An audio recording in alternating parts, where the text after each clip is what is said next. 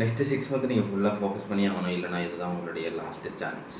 First ஒரு கிளியரான கோல், அதை அச்சீவ் பண்ண ஒரு பிளான்.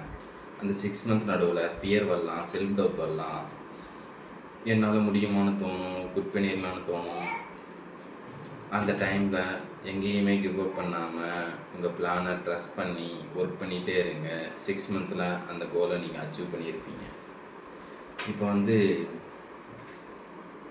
வீடியோ ஆரம்பிக்கிறதுக்கு முன்னாடி இந்த மாதிரி ஏதாச்சும் ஒன்று பேசலாம் அப்படின்னு தோணுச்சு.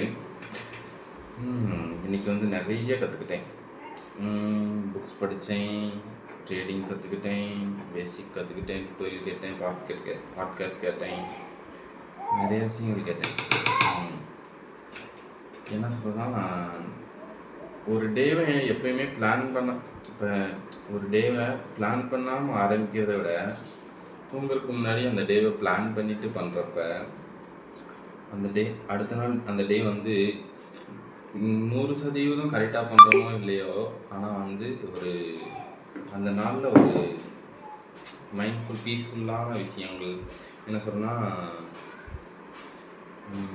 எப்படி சொல்கிறது, ஏதோ நம்மளும் ஏதோ ஒன்று பண்ணுறோம் அப்படின்ட்டு ஒரு கான்ஃபிடென்ட் வருது, செல்ஃப் கான்ஃபிடென்ட் வருது, என்னால் ஜெயிக்க முடியும் அப்படிங்கிற ஒரு நம்பிக்கை வருது. நீங்களும் இனிமேல் தினமும் தூங்குறதுக்கு முன்னாடி நெக்ஸ்ட் டே என்ன பண்ண போகிறோம் அப்படிங்கிற நோட் எடுங்க, எழுதி வைங்க. அதுக்கு எழுதிட்டு உங்களுக்கு என்னென்ன தாட் இருக்கோ அதை ஒரு நோட் புக்கில் எழுதுங்க. நெக்ஸ்ட் வீடியோவில் பார்க்கலாம். நாளைக்கு ஏதாச்சும் ஒன்று நெக்ஸ்ட் வீடியோவில் பார்க்கலாம்.